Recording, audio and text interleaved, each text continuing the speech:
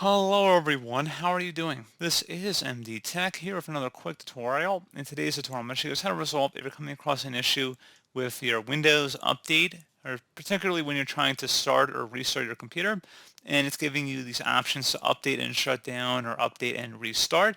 So this should hopefully be a pretty straightforward process here, guys, and without further ado, let's go ahead and jump right into it.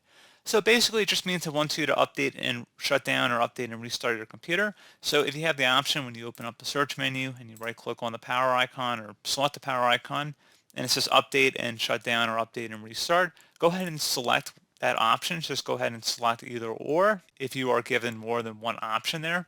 So just be patient.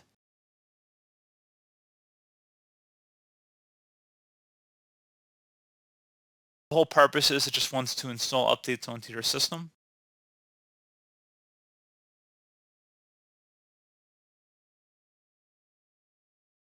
And hopefully, once you've restarted your computer and you open up the power icon, hopefully it doesn't give you the option to update or restart at that point. Hopefully it's just the traditional options here.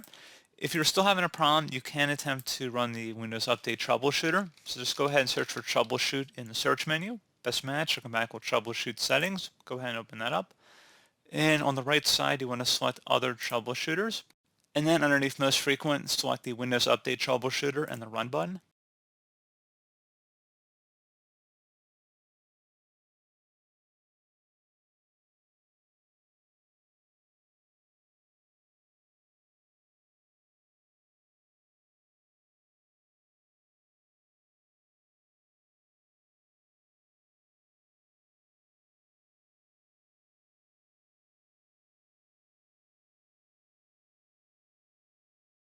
And if it's able to hopefully resolve the problem, hopefully be able to automatically resolve it for you at that point.